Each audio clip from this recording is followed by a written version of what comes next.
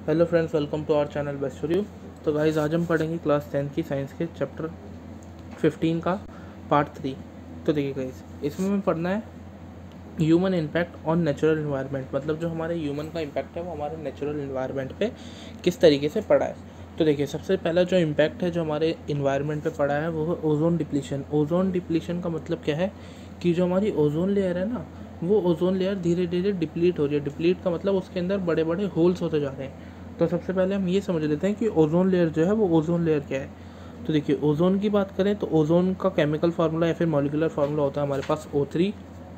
कह रहा है O3 is a molecule formed by 3 atoms of oxygen and is a deadly poisonous at ground level। मतलब जो हमारी O3 है, O3 क्या है, ऑक्सीजन के 3 मॉलिक्यूल, ऑक्सीजन के 3 एटम से मिलके बनी हुई है। और ये हमारी क्या होती है, पॉइजनस होती है। पॉइजनस लेकिन कहाँ पर होगी, ग्राउंड लेवल की अगर हम बात करें। मतलब अगर अर्थ के एटमॉस्फेयर में अगर हम सबसे जो नीचे वाला एटमॉस्फेयर होता है ग्राउंड लेवल पे जहाँ पर हम रहते हैं, अगर वहाँ पर हमारे पास ओजोन के पार्टिकल्स, ओजोन के मॉलिक्यूल्स होंगे तो वो क्या होंगे, डेडली पॉइजनस होंगे, मतलब बहुत ज़्यादा हार्मफुल होंगे। बट ओजोन लेयर क्या होती है, हमारा जो अर्थ का एटमॉस्फेयर होता है उस एटमॉस्फेयर में जो सबसे अपर लेयर होती है, सबसे ऊपर, बहुत ज़्यादा एटमॉस्फेयर के बहुत ऊपर जो होती है वहाँ पर प्रेजेंट होती है, इसलिए हमारे लिए पॉइजनस नहीं है। अगर ये ग्राउंड लेवल पर होगी तो ये हमारे लिए पॉइजनस हो सकती है। अब बात कर लेते हैं कि फॉर्मेशन ऑफ ओजोन लेयर की। ओजोन जो है वो एटमॉस्फेयर में बन किस तरीके से रही है। Formation of ozone in atmosphere. तो देखिए यहाँ पे बता रहा है ozone at higher level of the atmosphere is a product of ultraviolet radiation. मतलब अगर हम हायर लेवल की बात करें एटमॉस्फेयर में तो वो क्या है, अल्ट्रावायलेट रेडिएशन का एक प्रोडक्ट है। वो किसके ऊपर, जैसे देखिए जो हमारी अल्ट्रावायलेट रेडिएशन है, ये अल्ट्रावायलेट रेडिएशन क्या करेंगी, जो ऑक्सीजन के मॉलिक्यूल्स हैं उन ऑक्सीजन के मॉलिक्यूल्स के साथ आके रिएक्ट करेंगी। अल्ट्रावायलेट रेडिएशंस गाइस हमें सन से मिल जाती हैं और जो ऑक्सीजन के मॉलिक्यूल्स हैं वो हमारे एटमॉस्फेयर में पहले से प्रेजेंट होते हैं। तो अल्ट्रावायलेट रेडिएशन एंड ऑक्सीजन के जो मॉलिक्यूल हैं वो क्या करेंगे, आपस में रिएक्ट करेंगे, जिसके कारण the high energy UV radiation split some oxygen molecule into free oxygen atom. मतलब जो ये अल्ट्रावायलेट रेडिएशन होगी, ये अल्ट्रावायलेट रेडिएशन क्या करेगी, ऑक्सीजन के मॉलिक्यूल्स को फ्री ऑक्सीजन एटम्स में कन्वर्ट कर देगी। मतलब अगर हमारे पास O2 का मॉलिक्यूल है तो ये इसे ऑक्सीजन प्लस ऑक्सीजन में कन्वर्ट कर देगी। ये इसके क्या हो जाएंगे, फ्री ऑक्सीजन एटम्स हो जाएंगे। That are very reactive. और ये जो ऑक्सीजन के हमारे पास एलिमेंट एटम्स होंगे, ये ऑक्सीजन के एटम्स क्या होते हैं, हाईली रिएक्टिव होते हैं।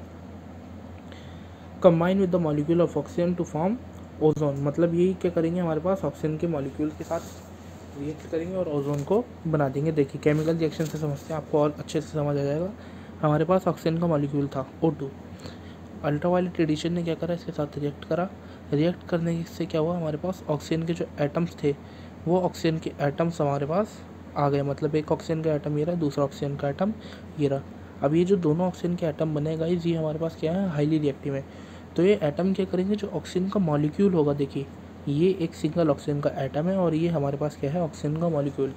तो ये एटम्स क्या करेंगे, ऑक्सीजन के मॉलिक्यूल के साथ रिएक्ट करेंगे, जिसके कारण O3 जो होगी, O3 मतलब जो ओजोन लेयर होगी वो फॉर्म हो जाएगी।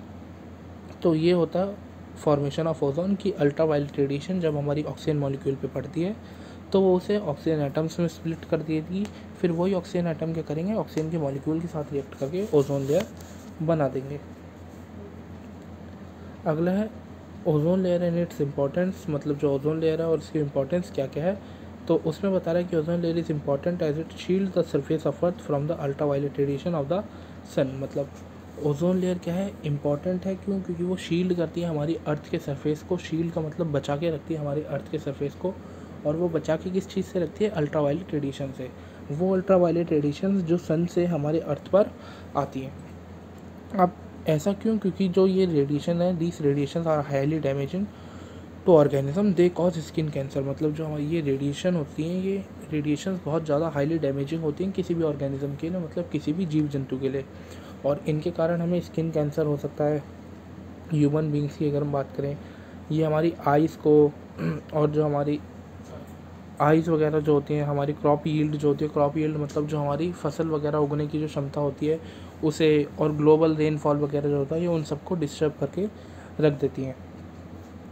दूसरा है हमारे पास गाइस, देखिए कि हमारा अगर ओजोन डिप्लीट हो रही है, मतलब ओजोन लेयर के अंदर होल्स हो रहे हैं, तो वो हो किस ले रहे हैं, रीज़न ऑफ ओजोन डिप्लीशन।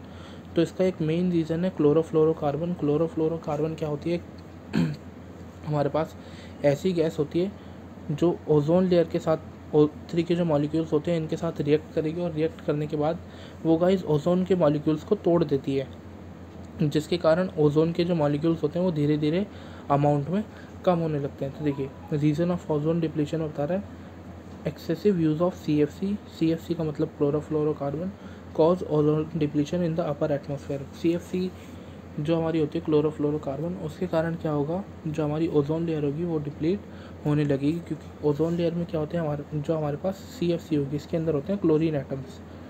तो ये क्लोरीन के एटम्स क्या करेंगे, ऑक्सीजन O3 का जो मॉलिक्यूल होगा इसके साथ रिएक्ट करेंगे, जिसके कारण जो हमारा ओजोन का मॉलिक्यूल होता है वो गाइस स्प्लिट डाउन हो जाता है, मतलब ओजोन लेयर के जो मॉलिक्यूल्स होते हैं वो टूट जाते हैं। तो जब मॉलिक्यूल्स ही टूट गए तो फिर तो ओजोन लेयर हमारे पास बचेगी नहीं। तो इसलिए जो हमारी क्लोरोफ्लोरोकार्बन होती है उसका जितना ज़्यादा हम यूज़ करते हैं उतनी ही ज़्यादा वो हमारे ओजोन लेयर को हार्म करती है। अगला है गाइस हमारे पास सब मेथड्स ऑफ वेस्ट डिस्पोजल। ये जो मेथड्स गाइस इसमें दे रखे हैं, ये मेथड सिर्फ आपको जस्ट एक छोटे से पॉइंट में बता देंगे कि इनका मतलब क्या है, लेकिन ये आपको मेनली जब आप बुक से पढ़ोगे तो ये बुक में बहुत ज़्यादा लिखा हुआ है, तो मैं आपको यही प्रेफर करूँगा कि आप इन सभी को एक और बुक से भी पढ़ लें। इसमें मैं सिर्फ आपको यहाँ पे ये बता रहा हूँ कि इन मेथड्स में होता क्या क्या है। तो देखिए सबसे पहले हमारे पास बायोगैस प्लांट।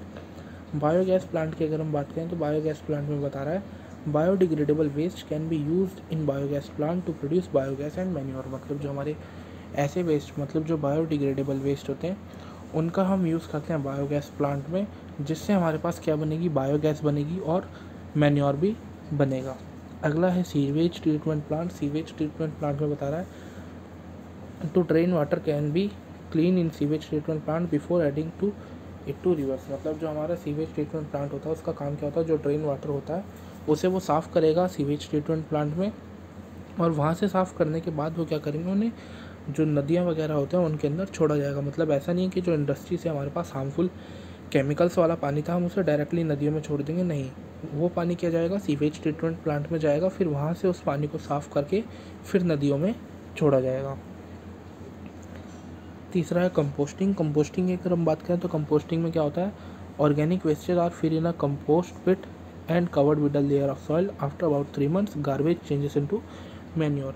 कंपोस्टिंग में बता रहा है गाइस जो हमारा ऑर्गेनिक वेस्ट होते हैं, जितने भी ऑर्गेनिक वेस्ट होंगे उन सब वेस्ट को क्या करेंगे, हम गड्ढा खोदेंगे, और गड्ढा खोदने के बाद उसके अंदर हम उन्हें दबा देंगे और एक सॉइल की जो लेयर होगी उससे उसे कवर्ड कर देंगे।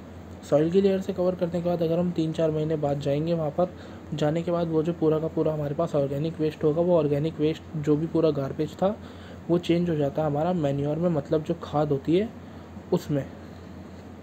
फिर इस खाद को हम जो फसल वगैरह होती है वहाँ पर यूज़ कर सकते हैं। अगला है guys land filling. Land filling की अगर हम बात करें तो इसमें बता रहा है the waste are filled buried in a low lying area and are compensate by rolling with bulldozer. मतलब इसमें क्या करेंगे, जो भी हमारे पास वेस्ट वगैरह होंगे उन्हें हम क्या करेंगे, ऐसी जगह पर भर देंगे जहाँ पे बहुत ज़्यादा गड्ढे वगैरह हो गए होंगे। तो उस गड्ढे में भरने के बाद क्या करेंगे, हम उस जगह पर बुलडोज़र वगैरह से उस पूरे एरिया को प्लेन कर देंगे, जिससे वहाँ के जो गड्ढे होंगे वो गड्ढे भर जाएंगे। तो ये भी एक हमारे पास यूज़ हो जाता है वेस्ट डिस्पोजल्स वगैरह का, कि हम उनसे लैंड वगैरह, जैसे ज़मीन में बहुत कहीं पे गड्ढा वगैरह हुआ है तो हम वो भी भर सकते हैं। अगला है रिसाइकलिंग। रिसाइकलिंग में हमारे पास आ जाता है कि जो भी नॉन बायोडिग्रेडेबल चीज़ें होंगी, मतलब ऐसी चीज़ें जो बायोडिग्रेडेबल नहीं होती, मतलब जैसे प्लास्टिक वगैरह जो होती हैं वो क्या होती है, नॉन बायोडिग्रेडेबल, मतलब उन्हें कोई भी बैक्टीरिया या फिर कोई भी डिकम्पोज़र वगैरह डिकम्पोज नहीं कर पाता। तो इन चीज़ों को हम क्या करेंगे, रिसाइकल करेंगे, और रिसाइकल करने के बाद नए आइटम्स में उन्हें कन्वर्ट कर देंगे। तो उस प्रोसेस को बोला जाता है रिसाइकलिंग। तीसरा है और लास्ट है हमारे पास रीयूज़। रीयूज़ का मतलब है it is a conventional technique to use the item again. मतलब हमारा कोई भी आइटम वगैरह जैसे मान लीजिए ख़राब हो गया तो हम क्या करें, उसे दोबारा यूज़ कर लें फेंकने के अलावा, तो वो हमारा आता है रीयूज़ में।